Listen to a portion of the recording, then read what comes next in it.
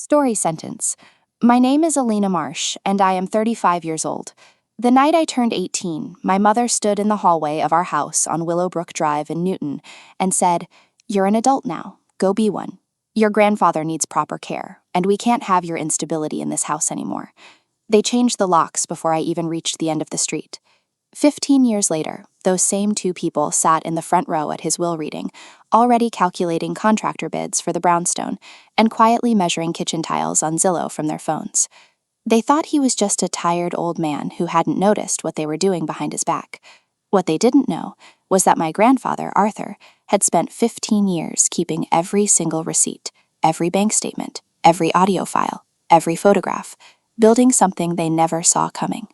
If you've ever been thrown away by the very people who were supposed to protect you, drop a comment below and subscribe to Story Sentence, because the part they never saw coming starts right now. By the time I climbed the front porch steps at our house on Willowbrook Drive, the cardboard corners of the donut box were soft and beginning to give. I put my key into the lock. It turned half a rotation and then stopped. I tried it again. Same result. Half a turn, and then the unmistakable click of something that simply wasn't supposed to be there.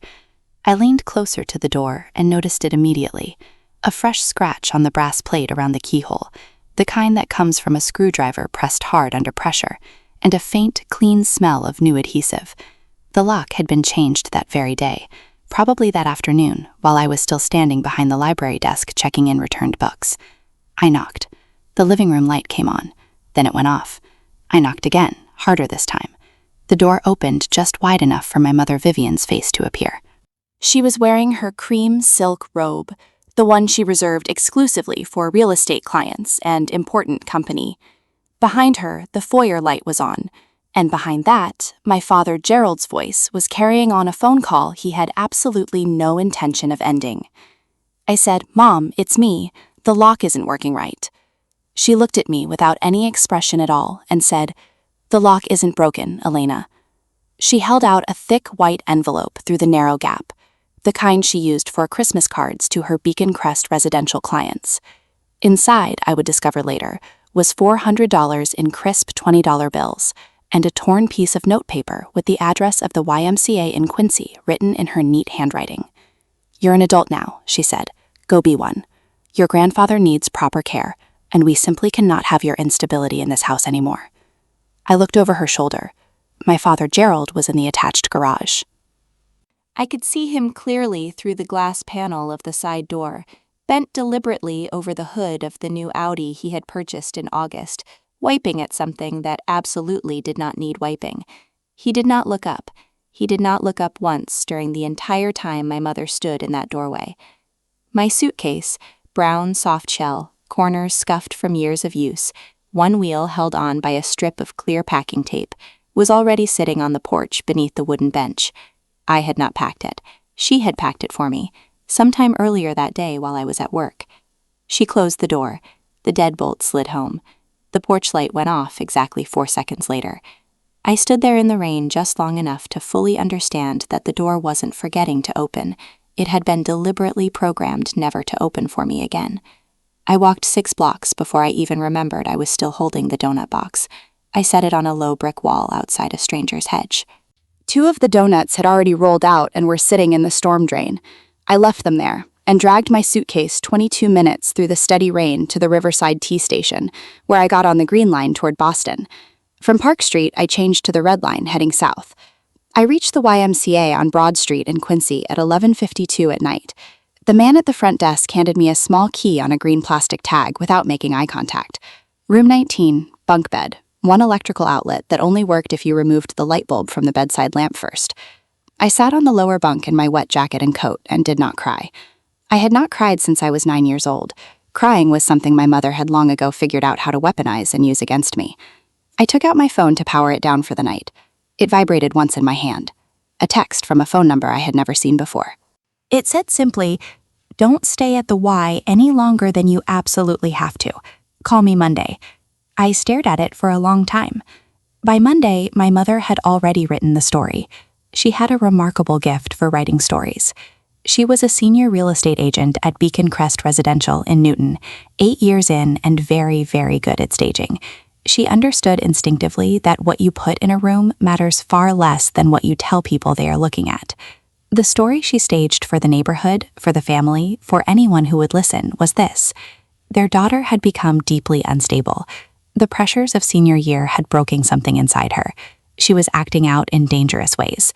She was possibly a genuine danger to her grandfather, Arthur, who had a serious heart condition and simply could not afford to be anywhere near someone going through a severe psychiatric episode.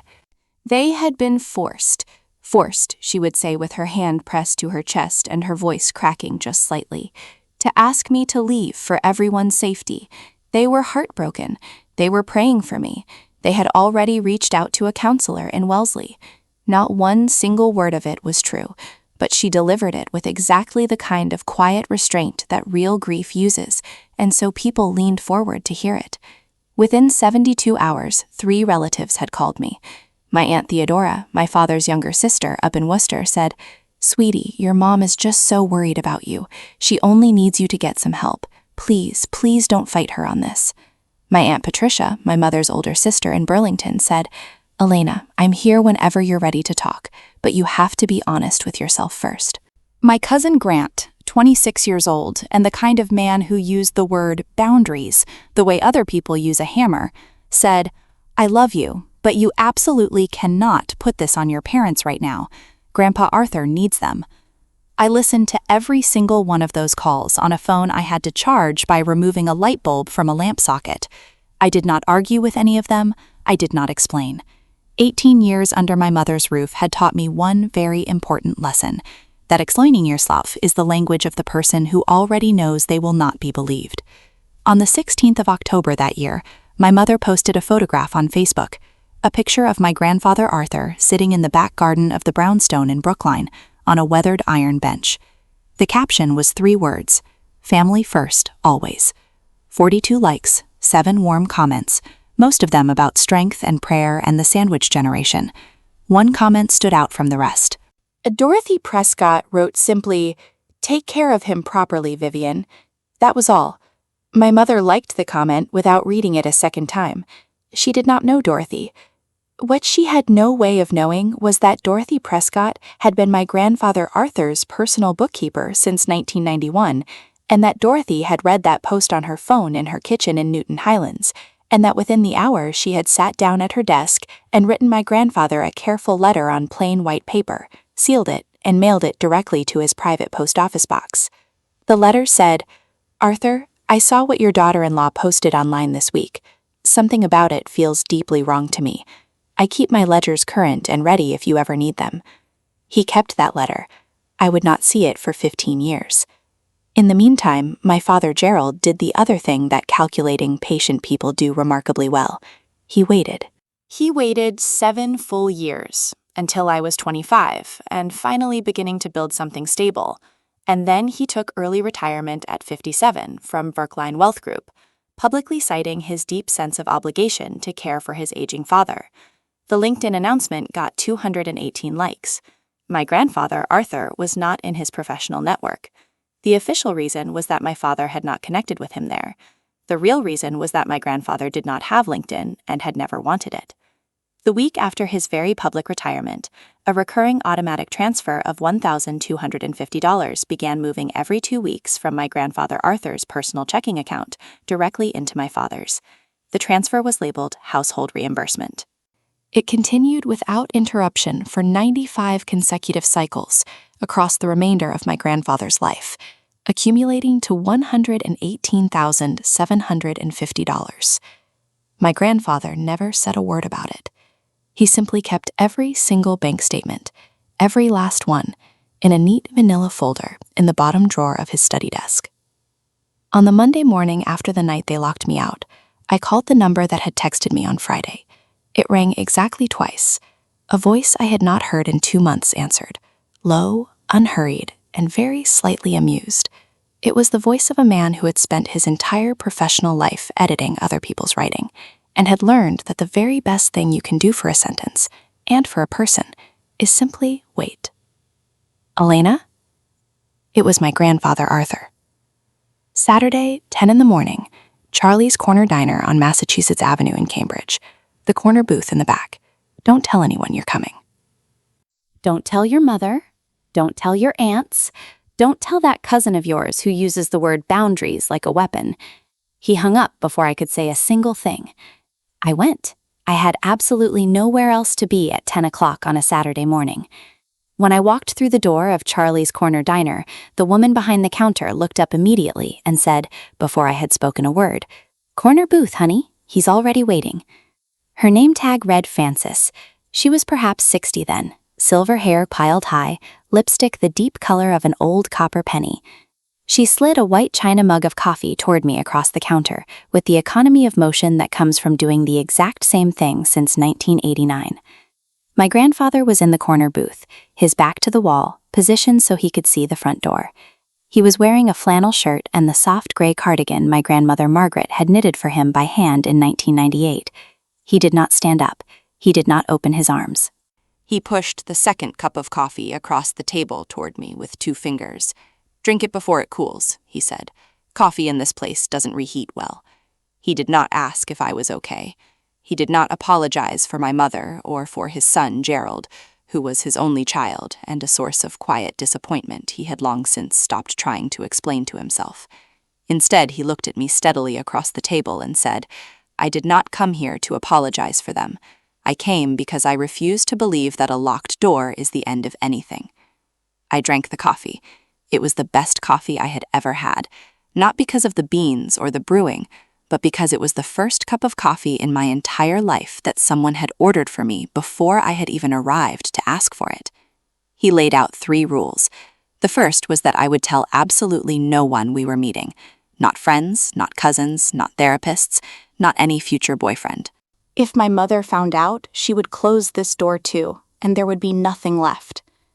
The second was that he would not give me cash, would not pay my rent, and would not finance my recovery from what had been done to me. He would instead do something far more valuable.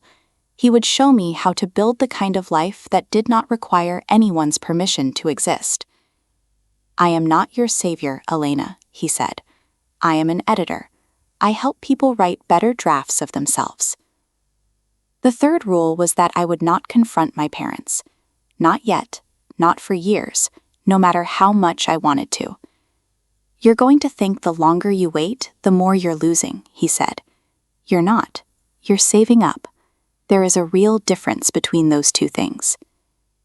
Then he reached into the inside pocket of his cardigan and placed a small envelope on the table between us. Inside was a heavy brass key, round-headed, no markings. The key to the front door of the brownstone on Beacon Street in Brookline. The brownstone he and my grandmother Margaret had purchased together in 1971, and whose lock he had stubbornly refused to change for 50 years, because, in his exact words, "You don't change what still works." He folded the key carefully into my palm and closed my fingers around it. "Keep this," he said quietly. "One day you will be the only person left who knows which door it opens. That is the day this house becomes yours." He stood up, paid the check in cash, and left. Frances watched him go and then looked back at me across the counter and winked. "See you next Saturday, honey." I had not said I was coming back. He had not said he was coming back. Frances knew anyway. If you have ever had someone protect you in complete silence, with no fanfare and no speeches, you already understand exactly why some of us keep returning to the same booth. Drop the name of that person in the comments right now. I want to read every single one, and if this story is speaking to you, please subscribe to Story Sentence and hit the like button so more people can find us. The 4 months I spent at the YMCA in Quincy were the 4 most productive and efficient months of my life up to that point. In February, I moved into a 320-square-foot studio apartment on Brighton Avenue in Allston, $925 a month, 4th floor, no elevator, and a window that looked directly out onto the elevated tracks of the B line. The trains shook the building every 6 minutes around the clock. I learned to sleep through them. I learned to study through them. I learned eventually to time my microwave by the sound of their approach. I worked 2 jobs. Mornings, starting at 6, I pull espresso shots at Diesel Cafe on Davis Square in Somerville. Afternoons and evenings, I filed estate documents at a small probate law firm in Harvard Square called Doyle and Associates. The senior partner was a woman named Catherine Doyle, 58 years old, once divorced, dryly and unexpectedly funny, and the first adult outside of my grandfather Arthur who looked directly at me and saw a capable person rather than an ongoing problem. She started me at $12 an hour. Within 1 year, she had taught me how to read a will with real comprehension. Within 2 years, she had taught me how to draft the kind of written objection that makes opposing counsel pick up the phone and call back the same afternoon. Within 3 years, she placed a printed application for the paralegal studies program at UMass Boston on my desk one Tuesday morning, walked back to her office, and said nothing further about it. I applied. I was accepted. I believed for the following 10 years that I had received a competitive merit-based financial aid package.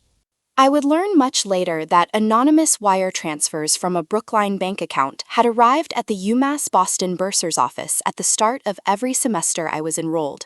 4 transfers in total, totaling $28,800. Each one had landed exactly 3 days before tuition was due. My grandfather Arthur had scheduled each transfer by hand on his personal paper calendar, 4 separate times across 4 separate years, never missing a single deadline. Now here is something no one knew. Not my parents, not my aunts, not my cousin Grant. On the night before each of those tuition transfers arrived, my grandfather Arthur sat alone at his desk in the brownstone and wrote me a letter he never mailed. 4 letters total, written across 4 years, each one sealed in a cream envelope and placed in a specific wooden box in the bottom drawer of his desk. The box was locked. I would not find those letters until the day after the will reading, when Philip Ashworth, his attorney, handed me a small brass key and told me it opened something Arthur had left specifically for me in the study. When I finally opened that box and read those 4 letters in sequence, sitting alone on the floor of the brownstone study, I understood for the first time the full scale of what my grandfather had been carrying in silence all those years. Not bitterness, not anger, but something enormous and patient and completely unwavering. The first letter began, "Elena, today I sent the first payment. You will never know I sent it, and that is exactly right. A gift that asks for gratitude is not a gift. It is a transaction. This is not a transaction. This is a grandfather doing the only thing he knows how to do, which is make sure the sentence continues." I graduated from UMass Boston with my paralegal certification in May of 2016. I was hired full-time at Doyle and Associates in January of 2017. In June of 2019, I sat for the Estate and Probate Specialist Certification Examination at Suffolk University and passed on my very first attempt. My grandfather Arthur mailed me a fountain pen, Black Parker, the same model he had used to write in his notebooks for 40 years. By 2025, I was earning $86,500 annually. I lived in a 1-bedroom apartment in Cambridgeport with a window that faced the Charles River. I owned 3 suits, 2 pairs of running shoes, 1 fountain pen, and a brass key I wore on a stainless steel chain under my shirt every single day. I never made rent late. I never asked anyone for help. There was one night in November of 2017 when everything I had built around myself nearly broke open. My cousin Grant was getting married. The wedding was at a venue in Lenox. My mother had made certain I was not on the guest list and had told various family members that I had refused the invitation. One of my aunts, who genuinely thought she was being kind, told me this over the phone. I called my grandfather Arthur at 11 that night and sat on the floor of my studio apartment with my back against the kitchen cabinet and let the phone get warm against my ear. I did not say very much. He did not say very much either. After a long, quiet stretch, he said, "You don't need to be in that room, Alina. They'll all be sitting in yours soon enough." I held the phone for another full minute after he hung up. Outside, the first snow of the season was falling slowly over Cambridgeport, covering the parked cars and the iron fences in white. I did not cry that night. I have learned over the years to read my own silences carefully. That one was not grief. That silence was something closer to a person memorizing a moment they intend to keep. I learned probate law for many reasons. I learned it because I was genuinely good at it, and because Catherine Doyle was a gifted teacher. But the deepest reason, the one I did not say out loud for many years, was that I learned it so I would never again stand outside a closed door and not understand exactly what was happening on the other side of it. Every other Saturday morning, and sometimes on Wednesday afternoons for 15 years, my grandfather Arthur and I met at the corner booth of Charlie's Corner Diner on Massachusetts Avenue in Cambridge, 3 doors from a barber shop, across the street from a used record shop with a hand-lettered sign in the window. The vinyl tabletops were the color of seafoam. The salt shakers had metal twist tops that nobody ever fixed when the glass cracked. In the summer, a shaft of morning light came through the single back window at a specific angle, and for exactly 10 minutes each morning, lit up the cup on the table in front of you, as if it had been placed under a spotlight on purpose. Frances always brought my grandfather what she called the good cup, one of 3 specific mugs she kept aside from the regular rotation, slightly taller, with a hairline chip on the rim. A retired professor from MIT got one. My grandfather got one. After several months, without any discussion or ceremony, she set a 3rd one in front of me. That was the moment I understood I was no longer a guest at this booth. In the fall of 2012, my grandfather arrived at the diner one Saturday carrying an old Polaroid SX70 camera he had found at a yard sale in Concord for $12. He set it on the table between our cups. He said, "We are going to take one photograph every single time we sit here, whether either of us feels like smiling or not. One day you are going to want to have proof that we had these mornings." The first photograph was taken on June 27, 2012. We sat on the same side of the booth that time. I am wearing a flannel shirt. He is holding his coffee mug in both hands. Neither of us is smiling. On the back, in his precise handwriting, he wrote, "Day 1, we start here." I bought an album at the Brookline Booksmith for $14, a nut brown leatherette cover with gold lettering on the spine that said simply, "Memories." 4 photographs to a page. I kept it in the bottom drawer of my apartment desk, next to my community college diploma and my spare set of keys. By 2020, the album was completely full. I bought a second one. By the first Saturday of 2026, there were exactly 287 photographs.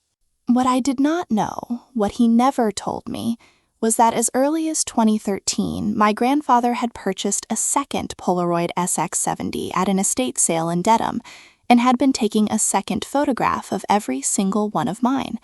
He kept his copies in a safe deposit box at Boston Private Bank on Boylston Street, box number 412, annual rental fee of $148.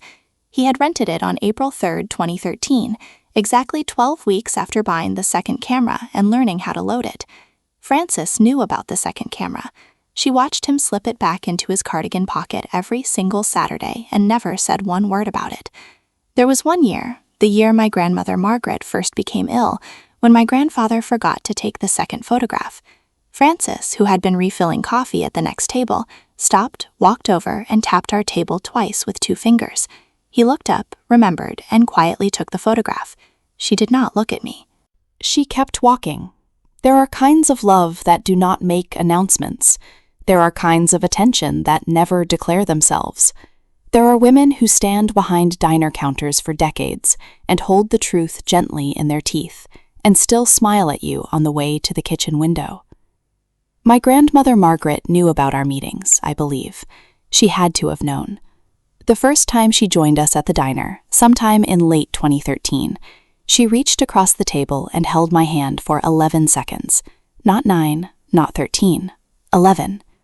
Then she let go and turned to her menu as if she had simply been rearranging her napkin. She did this 5 separate times across 2013 and 2014, and then stopped entirely because my mother had begun to notice she came home from her Tuesday errands, smelling of diner coffee and asking too many questions. Margaret loved me with a particular kind of love that hides itself because it has learned that hiding is the only way it survives. She kept a photograph of me at age 7 in the drawer of her bedside table, beneath a Bible, where her daughter-in-law Vivian would never think to look. She kept that photograph in that exact drawer until the night she died.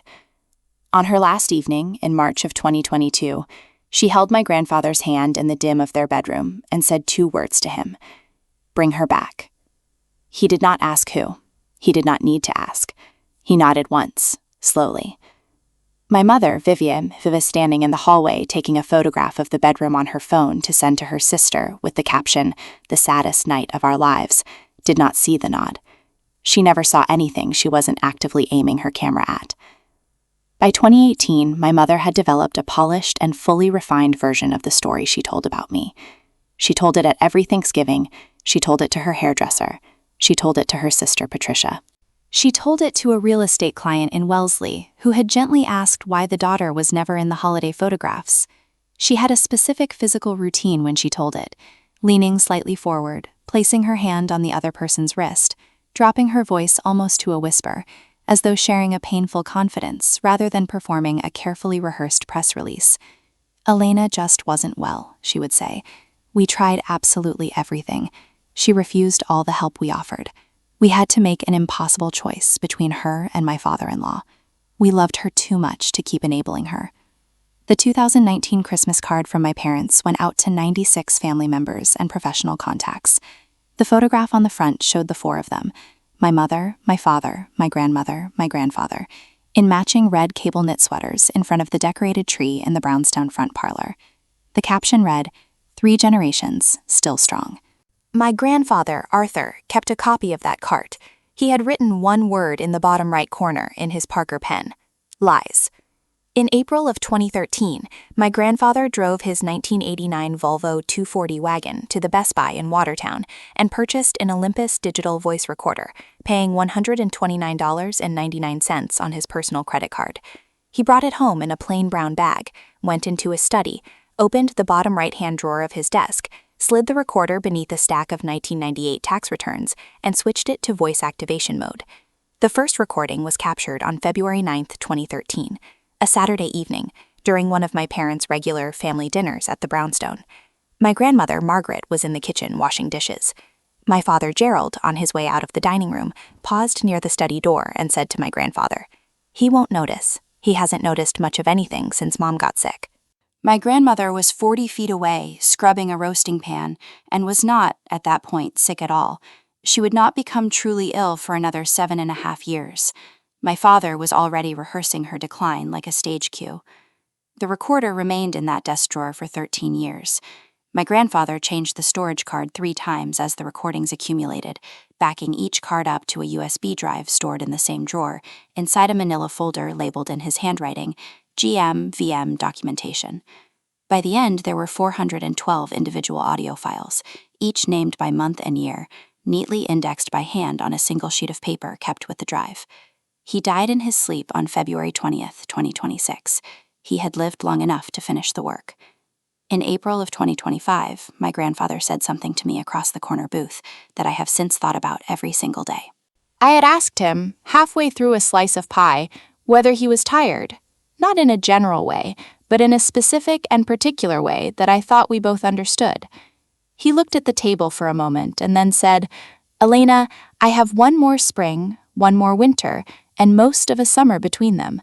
Don't waste what's left of it asking me how I feel. Ask me instead what I need you to know." So I asked him.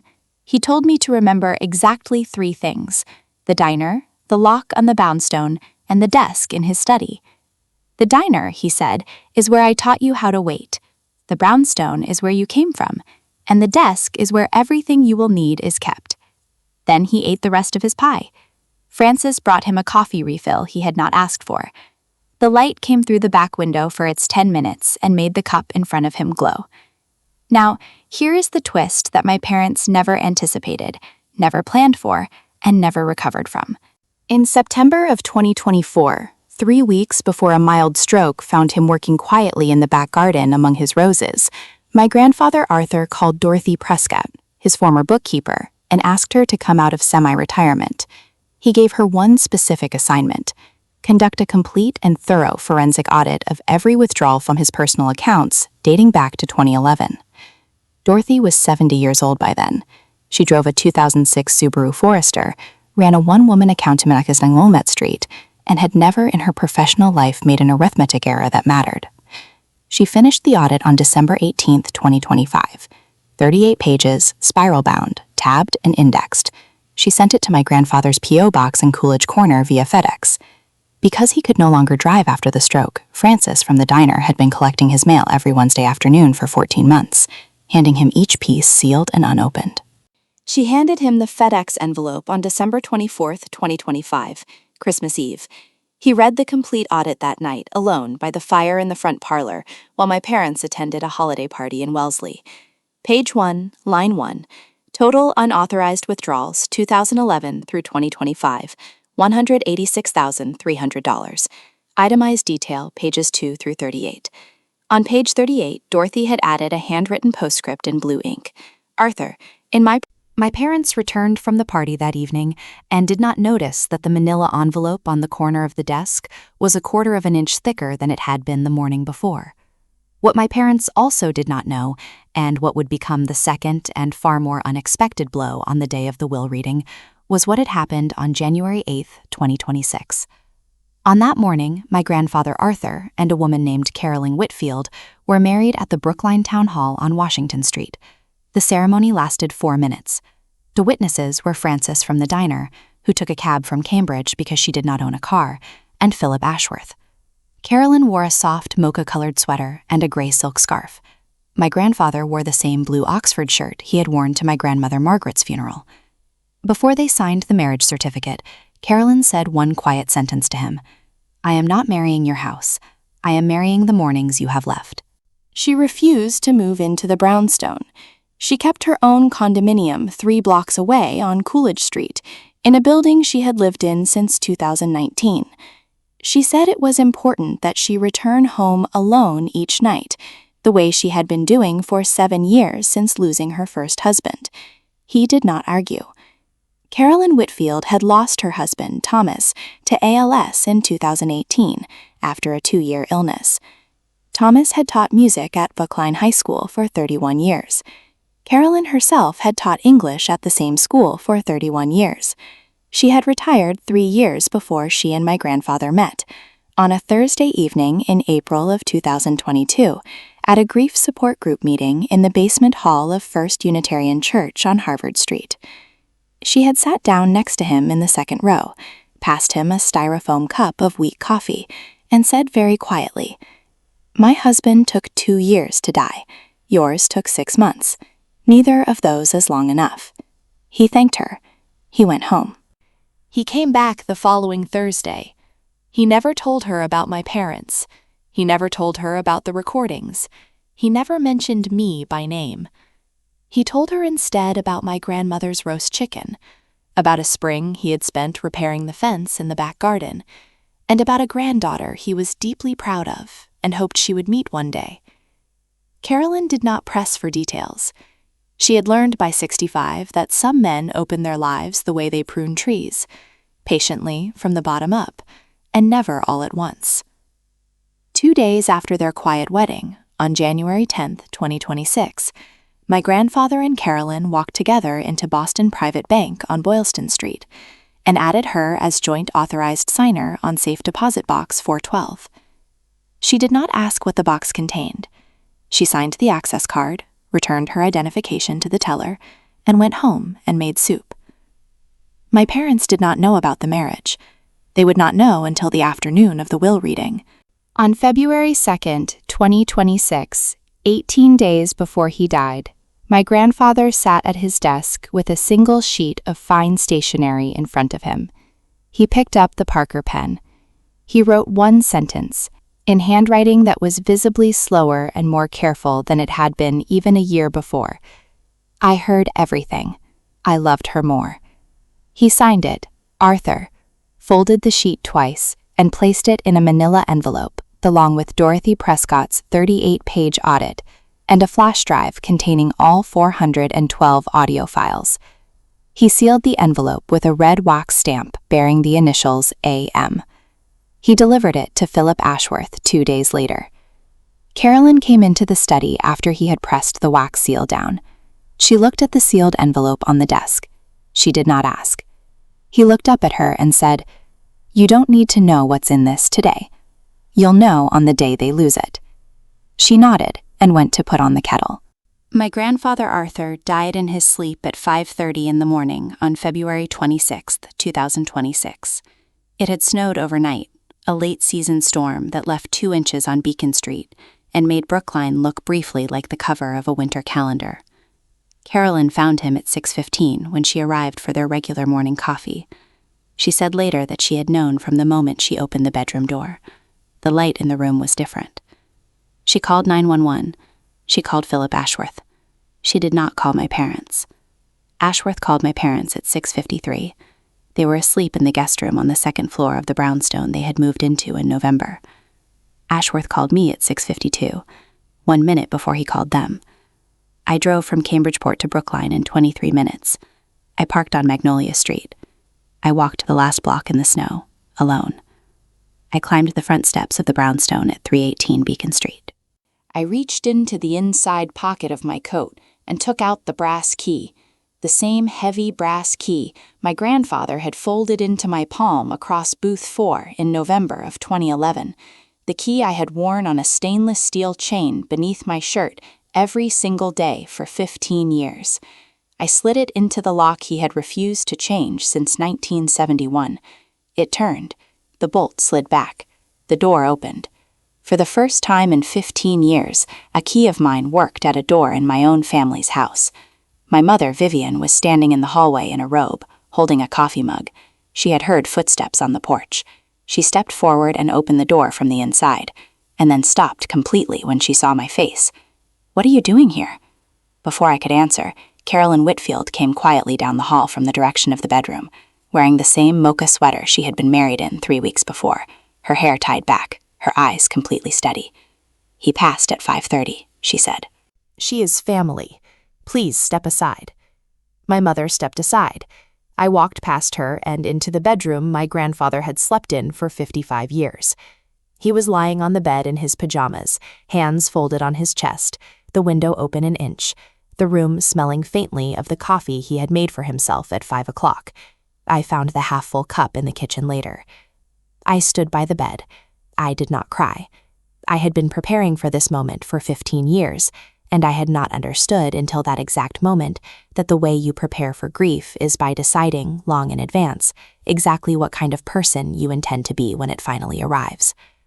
Behind me in the hallway, I heard my mother say quietly to my father, Gerald, "We're going to need to call the lawyer." The funeral was held on February 25th at First Unitarian on Harvard Street. My father gave the eulogy.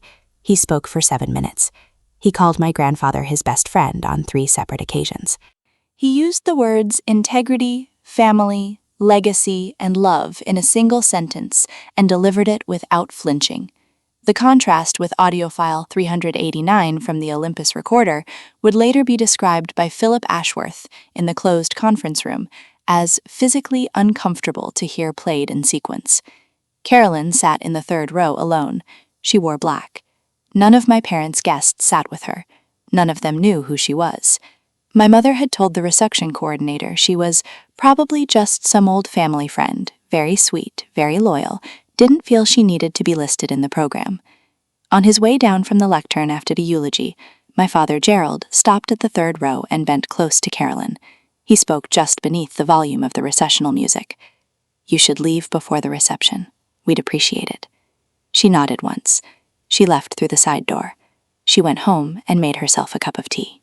At the reception, my mother, Vivian, carried a Stanley tape measure in her handbag. While guests ate cucumber sandwiches in the front parlor and exchanged quiet condolences, she slipped upstairs and measured the master bathroom on the 2nd floor, writing the numbers on a folded piece of paper. Master bath, 844 by 62. She already had a Pinterest board open on her phone. She was going to gut the bathroom. 2 days after the funeral, on February 27th, my father walked into Herb Chambers BMW on Commonwealth Avenue and signed a lease on a 2026 BMW X7 X-Drive 40i in carbon black with cognac leather interior. $1,089 per month, $6,000 down, 36 months. He told the salesperson, "My father's estate is coming through soon. I want something appropriate for this chapter." My mother posted a photograph of him standing in front of the car on Facebook the same evening. The caption read, "New chapter. Grateful." 6 weeks after the funeral, on April 14th, 2026, Carolyn Whitfield walked into the Boylston Street branch of Boston Private Bank and opened Safe Deposit Box 412. She lifted out a nut brown photo album, identical in size and cover binding to the one I kept in my own desk drawer at home. She turned it over. On the inside front cover, in my grandfather's handwriting, was a single line: "For the granddaughter on the day they sit in the wrong row." She closed the album. She placed it carefully in a plain canvas tote bag. She carried it home and did not open it again. I spent the night before the will reading alone in my apartment in Cambridgeport. I did not pack a briefcase. I did not bring my certifications or my professional credentials. I emptied my pockets onto the kitchen counter. Wallet, phone, keys, and the brass key on its worn stainless chain, and stood there looking at all of it for a long minute. My grandfather had told me on the first Saturday of January, "Don't bring anything to that room, just sit." I had spent 9 years as a probate paralegal. I had read more wills than I could accurately count. I knew before I walked through the door of Philip Ashworth's conference room at 1:41 in the afternoon on April 16, 2026, exactly where I was meant to sit. Owen Marlowe's law office, Philip Ashworth's office, occupied the second floor of a Greek Revival building on Harvard Street in Brookline, 2 blocks from the Brookline Bucksmith. The conference room was at the rear of the building: walnut paneling, 4 leather chairs at a long mahogany table, 6 folding chairs arranged along the sidewall. 2 vases of white lilies, sent anonymously that morning by Carolyn, stood on the sideboard. I arrived at 1:41. Ashworth looked up and said, "He told me you'd be early. He told me you'd take the 3rd row." I sat down. He poured me a glass of water without being asked. Carolyn Whitfield arrived at 1:48, wearing the mocha sweater, carrying the canvas bag. She sat in the 4th row, directly behind me, and placed the bag quietly on her lap. My parents arrived at 2:11, 11 minutes after the scheduled start time. My father had removed his tie in the elevator and tucked it into his jacket pocket. My mother wore a new Bloomingdale's cashmere coat, the color of unbleached linen, and carried a bag she had purchased second-hand in 2023, telling her sister Patricia it had been a birthday gift from my father. My father took the center seat in the front row. My mother sat beside him, placed her bag at her feet, and crossed her ankles. She glanced once at Carolyn in the back, did not recognize her, and assumed she was a paralegal on staff. She glanced once at me, said nothing, and looked back toward Ashworth.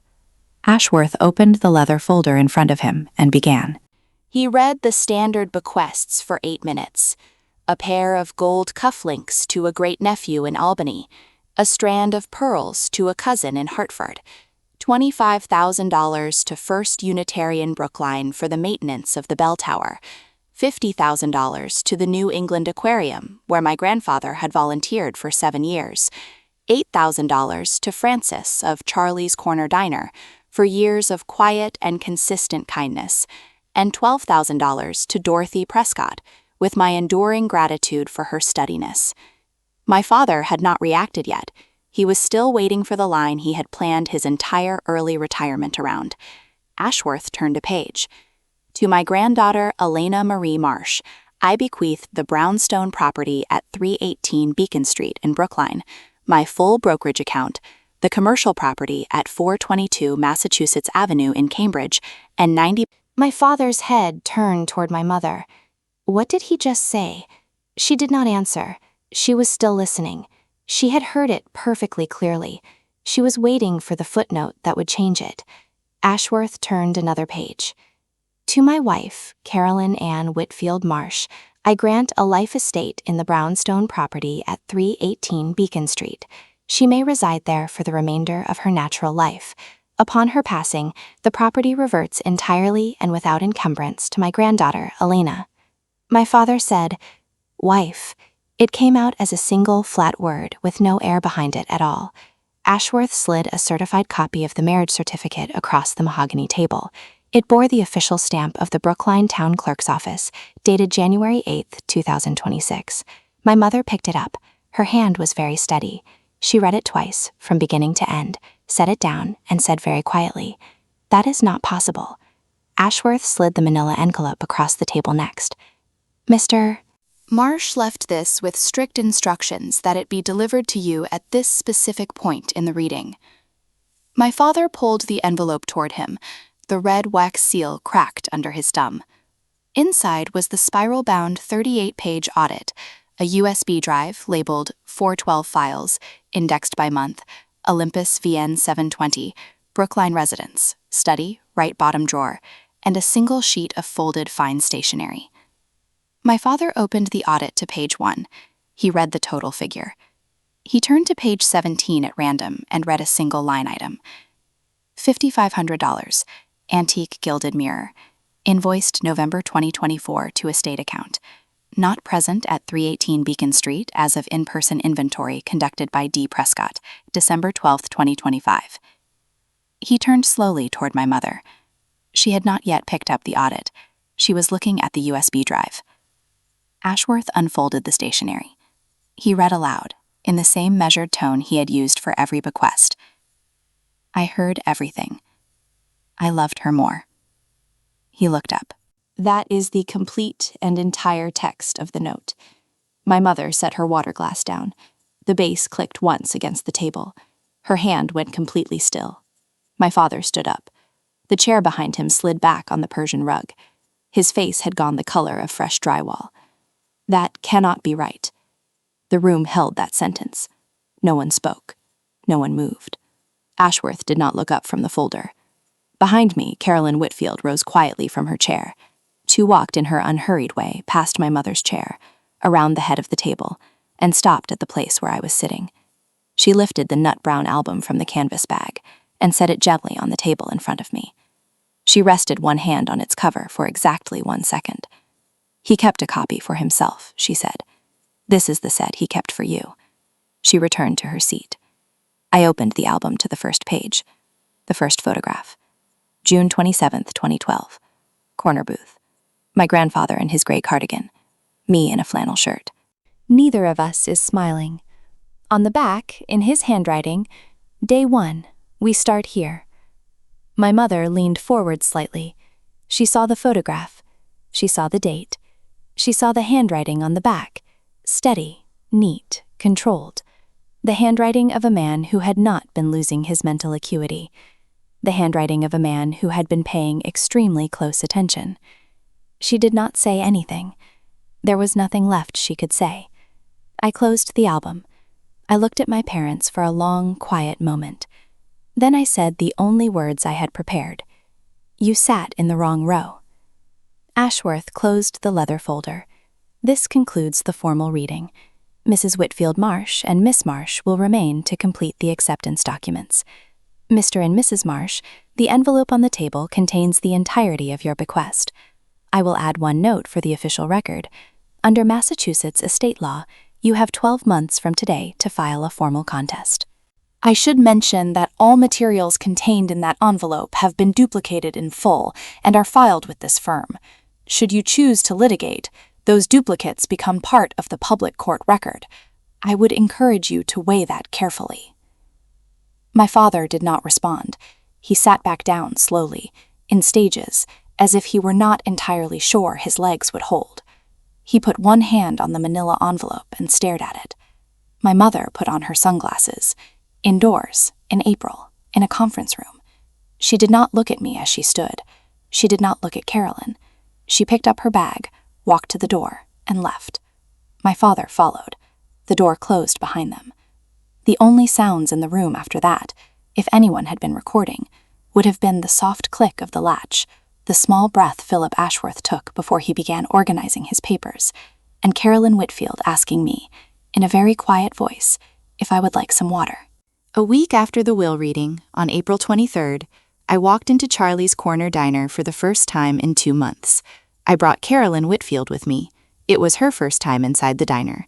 Frances looked up from behind the counter when we came through the door, set down the coffee pot she was carrying, came around the counter, took Carolyn's hand in both of hers, and held it for the length of a long, full silence.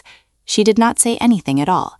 She walked back behind the counter, poured 2 of the good cups, and brought them over to the corner booth without being asked.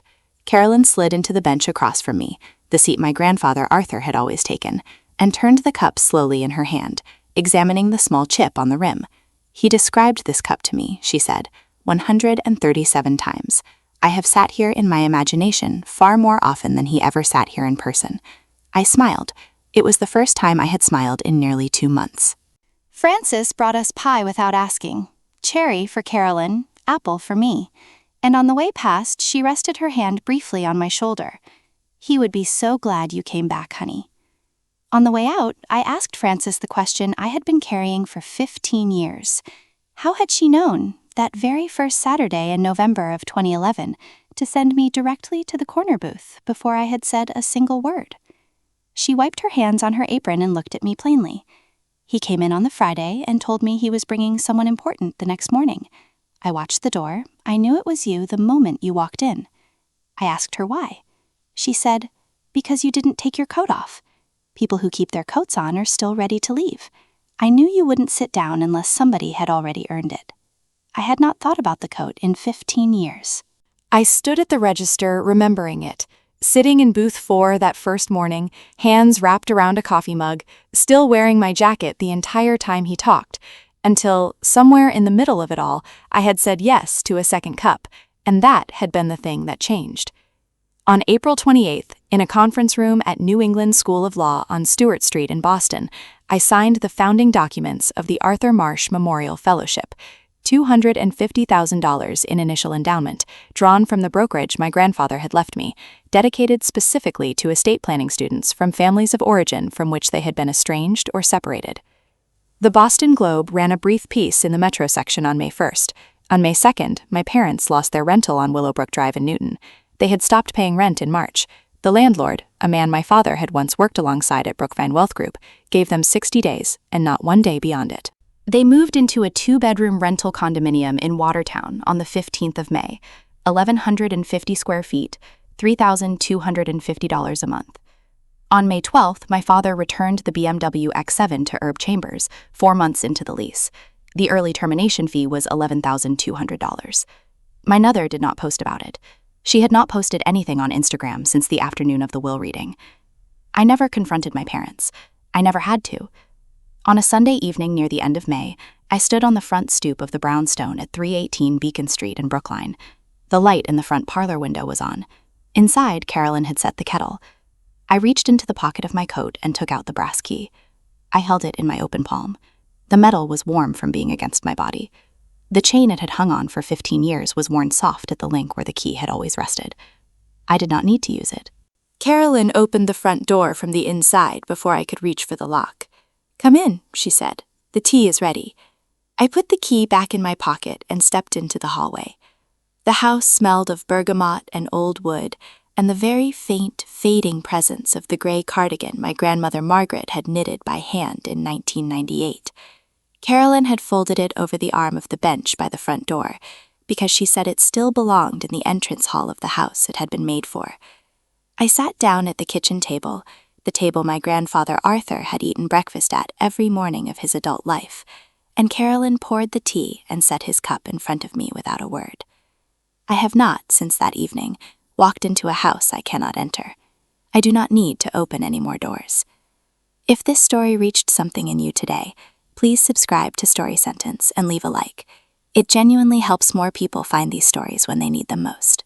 And if someone in your life was ever your corner booth, the person who held space for you in silence, without speeches, without conditions, drop their name in the comments. I read every single one.